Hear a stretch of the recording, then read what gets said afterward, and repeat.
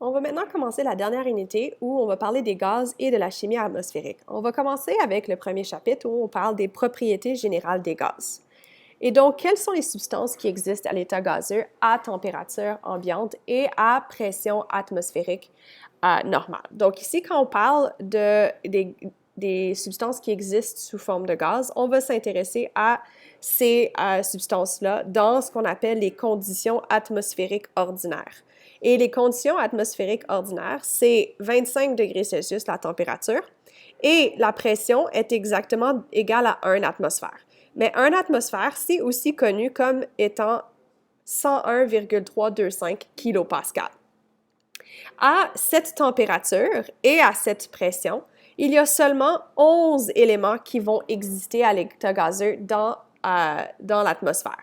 Ces éléments-là peuvent être diatomiques, donc l'hydrogène, l'azote, l'oxygène, le fluor, le chlore, ou peuvent être des éléments qui sont monoatomiques comme l'hélium, le néon, l'argon, le krypton, le xénon et le radon, qui eux peuvent être retrouvés à l'état gazeux et qui sont des gaz rares, donc de la famille 18, et c'est pour ça qu'ils peuvent être monoatomiques. Le seul qui est vraiment essentiel à notre survie et qui a permis l'apparition des organismes vivants sur la Terre, c'est l'oxygène. Par contre, ce n'est pas le plus abondant. Le plus abondant va être l'azote. Maintenant, tous les gaz vont avoir les mêmes caractéristiques suivantes. Tous les gaz prennent le volume et la forme de leur contenant. Si on compare à un liquide, donc le liquide a un contenant qui a un certain volume, et si tu mets un liquide, il va se mettre dans le fond.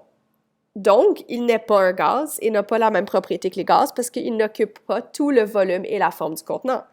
Par contre, si c'était une substance dans un contenant naturellement hermétiquement fermé,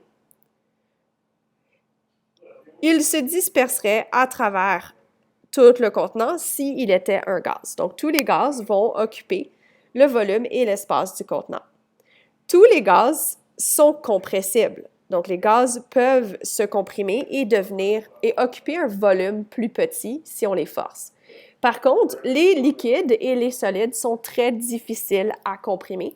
Puis ça, c'est juste simplement parce que les gaz ont beaucoup d'espace entre les atomes et les molécules. Par contre, et donc quand tu les rapproches, tu peux les rapprocher. Par contre, les liquides et les solides sont faits de molécules ou d'atomes qui sont très proches les uns des autres déjà. Donc, les rapprocher encore plus est très difficile. Les gaz, quand tu les mélanges, plusieurs gaz dans un contenant, ils vont se mélanger de manière homogène. L'air que l'on respire est un mélange homogène des différents gaz qui ont été mentionnés ici. Les gaz ont des masses volumiques plus petites que les liquides et les solides. Et c'est pour ça que les gaz, si tu as un contenant avec un liquide à l'intérieur et que tu as la production d'un gaz, ça va faire des bulles qui, eux, vont monter à la surface parce qu'on sait qu'une substance qui a une masse volumique plus faible va toujours aller plus haute que celle qui a une masse volumique plus grande.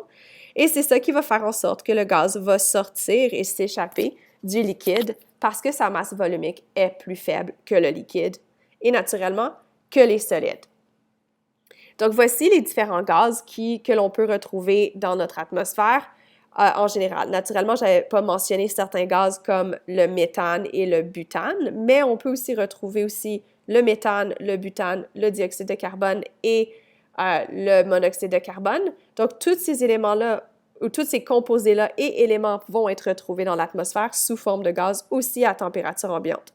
Juste pour faire une clarification, ici, on parlait d'éléments et on ne parlait pas de composés. Rappelez-vous que tous ceux-ci sont des éléments, mais on peut aussi avoir des composés qui sont des gaz qui peuvent se retrouver dans l'atmosphère aussi à l'état gazeux. Maintenant, si on parle de pression, la pression d'un gaz, c'est quoi?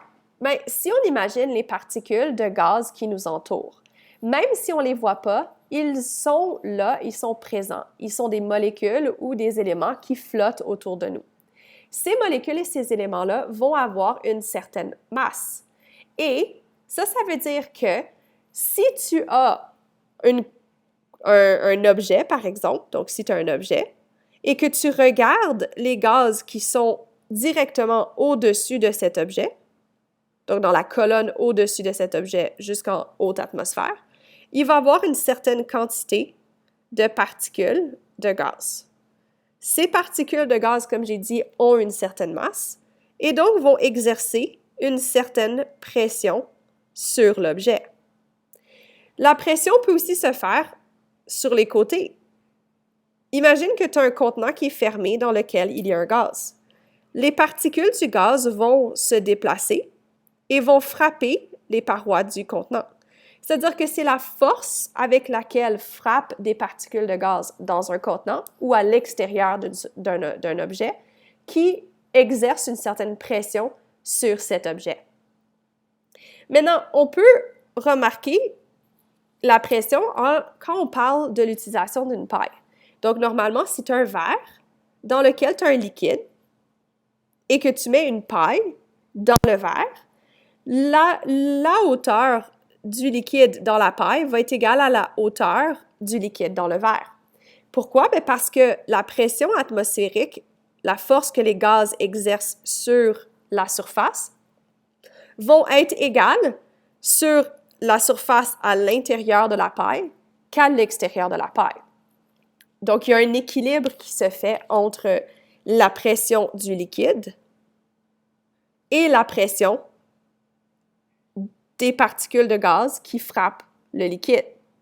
Et c'est pour ça qu'on représente ça, dans le fond, par cet équilibre-là. Il y a vraiment un équilibre entre les deux et c'est là où se trouve le liquide à cause que la pression va être égale. Pression du gaz et pression des particules d'eau dans le liquide. Par contre, lorsque tu utilises une paille, tu aspires de l'air. Donc, imaginez qu'il y a une certaine quantité d'air qu'on peut représenter dans le volume ici. Ici, on voit que c'est le même volume au-dessus de l'eau que où il y a cette flèche. Par contre, si tu diminues la quantité de gaz dans la paille en aspirant, en diminuant cette quantité de gaz, ça fait en sorte que la pression à l'extérieur sur le liquide va devenir supérieure à la pression à l'intérieur sur le liquide. Mais la pression du liquide n'a pas changé. La pression du liquide va être la même, que ce soit à l'intérieur de la paille ou à l'extérieur de la paille. C'est-à-dire que dans ce contexte-ci, tu vas maintenant avoir une pression plus grande de liquide à l'intérieur de la paille que la pression de gaz qui se trouve à la surface du liquide dans la paille. Et donc, l'eau va rentrer dans la paille. Parce que aussi la pression est plus grande à l'extérieur. Donc là, tu as un mouvement qui pousse l'eau à l'intérieur et l'eau peut monter parce que la pression de l'eau est plus grande que la pression de l'air dans la paille. Et c'est ça qui fait que tu peux utiliser une paille pour aspirer un liquide.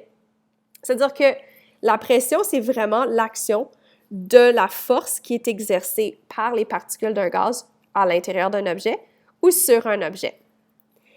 Maintenant, c'est quoi l'unité de la pression? Comme la pression, c'est une force appliquée sur une surface d'un objet, donc la pression, c'est ça. C'est la pression, c'est la force qui est exercée par le gaz sur une certaine région d'un objet ou sur une certaine surface d'un objet. D'après Newton, la force, c'est égal à la masse fois l'accélération. Donc, si on utilise les unités, on peut obtenir que la force va être égale à des kilogrammes par masse, par mètre par seconde carré. Mais au lieu d'utiliser cette unité-là, on va juste simplement appeler ça un Newton. Ça veut dire que la pression, c'est la force en Newton, donc en Newton, par une surface et l'unité internationale de la surface, c'est le mètre carré. Et donc, la pression, qu'on va exprimer en pascal, c'est égal à 1 Newton par mètre carré. Ça veut dire que si j'ai un objet et que je te dis que cet objet a une surface de 1 mètre par 1 mètre, la pression, si la pression est égale à 1 pascal, je suis en train de te dire que la pression du gaz sur toute la surface est de 1 Newton.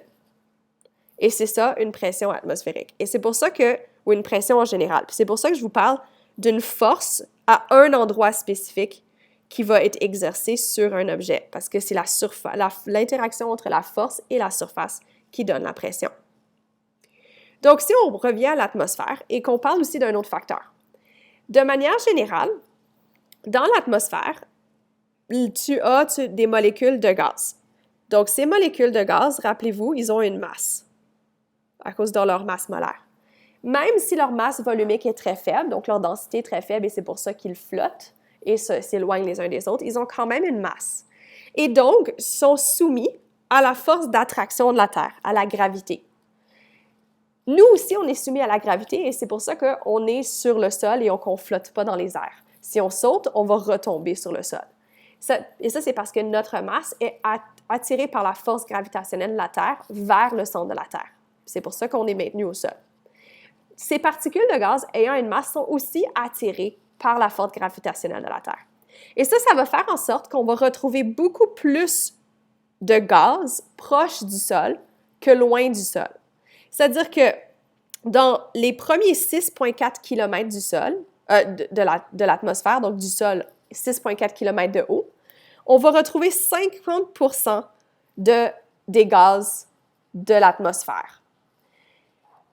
Donc, la moitié des gaz se trouve la moitié des gaz se retrouve dans les 6,4 premiers kilomètres, donc proche du sol. Donc, tu as beaucoup plus de gaz qui se retrouvent ici que plus haut. Si tu montes et tu regardes les 16 premiers kilomètres, donc si tu regardes 16 kilomètres, en dessous, tu devrais retrouver 90% des gaz. Et si tu regardes dans les 32 kilomètres, c'est là où tu vas retrouver 99% des gaz de notre atmosphère. Et naturellement, il va y avoir des poussières de gaz plus haut que ça. Mais il va y avoir un certain gradient où tu vas avoir plus de gaz dans le bas et de moins en moins plus que tu montes. Mais tu vas quand même avoir, à un point donné, donc si tu imagines un point donné ici, c'est un objet, il va y avoir une colonne de particules qui ont une certaine masse au-dessus de cet objet. Et c'est ça qui va donner la pression atmosphérique. C'est le fait que les particules de gaz ont une masse et exercent une certaine pression sur cet objet qui correspond à la pression de toute la colonne de gaz au-dessus.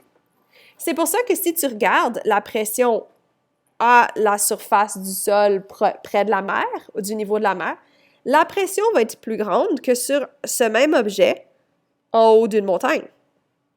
Parce qu'en haut de la montagne, tu peux voir que tu as une moins grande colonne de gaz, donc c'est plus petit ici que là.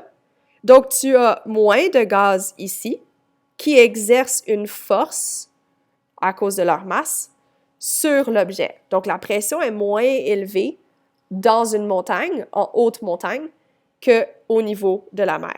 Même chose ici, imaginez que tu as le même objet et tu le montes en haut de cette chaîne de montagne. Tu vois que la colonne de gaz de l'atmosphère est beaucoup plus petite que dans les autres cas. Donc, la pression ici atmosphérique va être plus faible que là, qui va être plus faible que là, à cause qu'il y a une colonne de gaz qui est moins grande par-dessus l'objet, qui va exercer cette force de pression. Et c'est ce qui est représenté ici.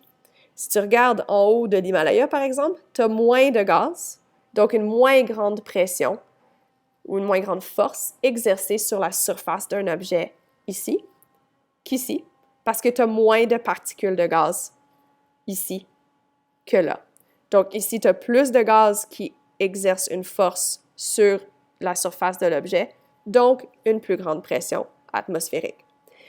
La pression atmosphérique dépend donc de l'altitude. Donc ça, c'est l'altitude. Donc tu as une altitude plus grande ici et une altitude plus faible ici par rapport au niveau de la mer. Et ça va aussi dépendre de la température, parce que la température va aussi dicter combien de gaz vont se retrouver de façon compacte dans un endroit. Plus que la température va être basse, plus que les gaz vont être rapprochés, tandis que plus la température est élevée, plus que les gaz vont être éloignés. Parce que rappelez-vous que les gaz vont être influencés par la température, par le fait qu'il va y avoir, s'il fait plus froid, moins de mouvement. Donc, les forces de dispersion de London vont être plus grandes. Et s'il fait plus chaud, il va y avoir plus de mouvement et donc les forces de dispersion de London vont être plus faibles et donc vont pouvoir s'éloigner plus. Maintenant, comment est-ce qu'on peut mesurer la pression atmosphérique? On se sert d'un baromètre. Maintenant, on peut utiliser des baromètres qui sont électriques, qui utilisent des circuits, etc. Mais si on regarde le baromètre classique et son fonctionnement, qu'on appelle le baromètre à mercure. C'est un baromètre qui est relativement simple. Tu as une cuve, donc ça c'est ta cuve, dans laquelle tu rajoutes du mercure. Donc ce qui est en bleu, c'est du mercure. Le mercure, rappelez-vous que c'est un métal particulier qui va être liquide à température ambiante. C'est-à-dire que c'est un métal très lourd, mais qui agit comme un liquide.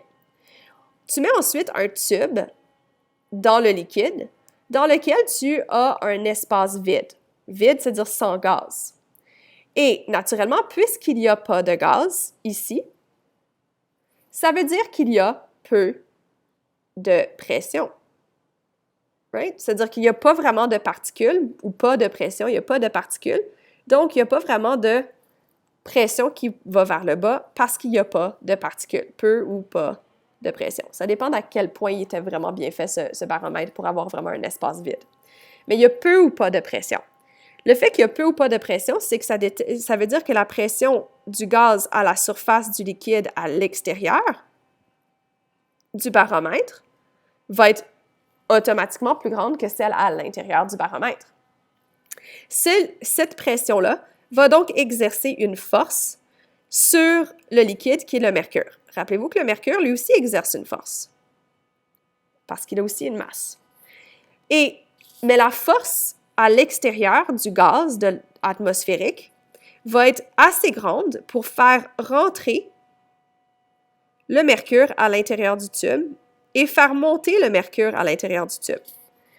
Il va y avoir peu ou pas de pression de l'espace vide ici, donc il n'y aura pas une force dans la direction opposée. C'est-à-dire que la seule chose qui fait monter ou descendre la quantité de mercure, c'est la force à l'extérieur du baromètre qui est exercée par la pression atmosphérique. Donc, imaginez que tu as une certaine pression atmosphérique et que tu as cette pression atmosphérique fait en sorte que tu as une certaine hauteur atteinte par le mercure. Donc ici, ça veut dire que tu as une certaine force qui pousse le mercure à l'intérieur du tube jusqu'à une certaine hauteur. Si la pression atmosphérique augmente, donc si j'augmente la pression atmosphérique, ça va augmenter la force sur le mercure. Donc, il va y avoir plus de mercure qui va rentrer dans la colonne ou dans le tube, ce qui va faire monter le mercure plus haut. Donc, dépendant de la force de la pression atmosphérique, tu vas avoir une certaine hauteur atteinte par le mercure qui va dépendre de la force sur le mercure. Et donc, on peut mesurer les variations de pression en mesurant la variation de la hauteur du mercure dans la colonne par rapport à la surface du mercure. Et c'est pour ça qu'on va exprimer la pression atmosphérique aussi sous forme de millimètres de mercure. Parce que à atmosphère ou température atmosphérique normale, donc à 25 degrés Celsius, 1 atmosphère ou 101,1325 kPa, la colonne de mercure dans le tube va monter jusqu'à, donc disons que ça c'est, en jaune, ça serait la pression normale, puis le jaune c'était jusqu'ici. Donc, ça serait 101,325 kPa. Ce que ça va faire, c'est que ça va faire monter le mercure de 760 mm. Donc, la pression atmosphérique de 101,325 kPa à 25 degrés Celsius, donc 1 atmosphère, fait monter le mercure de 760 mm. Et c'est pour ça qu'on va dire que 1 atmosphère égale à 760 mm de mercure. Parce que c'est là où ça arrête de bouger dans la colonne et donc les deux sont maintenant équivalentes en force. La force du mercure qui pousse vers le bas est égale à la force de la pression atmosphérique qui fait que le mercure veut monter. Et puisque 1 atmosphère, ça équivaut aussi à 101,325 kPa, on peut donc dire que 101,325 kPa équivaut aussi à 760 mm de mercure. On peut aussi, au lieu d'utiliser les millimètres de mercure, dire que 1 millimètre de mercure, c'est un torr. Donc, une atmosphère égale à 760 torrs. Donc, il y a beaucoup d'unités de pression atmosphérique et donc c'est important de savoir de quel type d'unité on parle dans un calcul et aussi comment convertir d'une unité à un autre. Dans votre manuel, je ne suis pas trop certaine à quelle page, il va y avoir une page dans laquelle il va y avoir des unités de conversion des différentes unités de pression atmosphérique et je vous suggère d'aller le voir. En fait, je crois que je vais peut-être aller le chercher maintenant pour que je puisse l'avoir pour le prochain exercice parce que je crois que j'en ai besoin. Donc, cette information va se retrouver à la page. Je cherche encore. Oh! Ici. Je crois que j'ai trouvé. Oui, 500, page 509 de votre manuel. Donc, c'est là où il va y avoir les différents facteurs de conversion que vous aurez probablement besoin.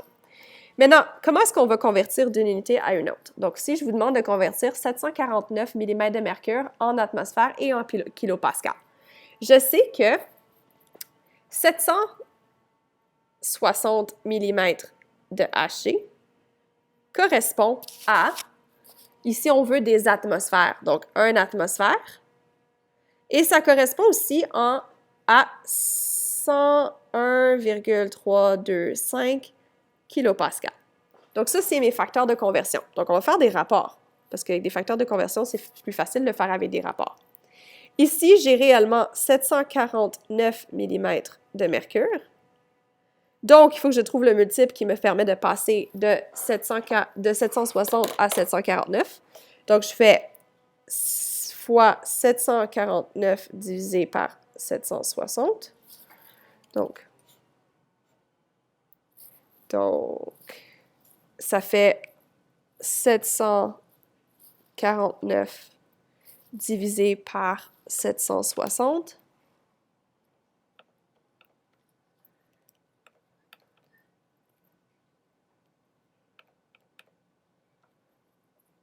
Et ça me donne 0,985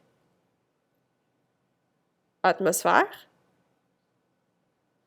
fois 101,325 kilopascal, donc ça me donne 99,8 kPa. Donc, un autre exemple, la pression atmosphérique à l'extrémité d'un avion à réaction volant à haute altitude est très inférieure à la pression qui s'exerce au niveau de la mer, parce que c'est plus haut en altitude, donc il y a moins de colonnes d'air par-dessus. La pression de l'air à l'intérieur de l'avion doit être réglée pour protéger les passagers. Quelle est la pression de l'air en kilopascal dans un avion si l'on sait qu'elle est de 688 mm de mercure? Encore une fois, on utilise un rapport. On sait que 760 mm de mercure correspond à 101,325 kPa. J'ai réellement 688 mm de mercure.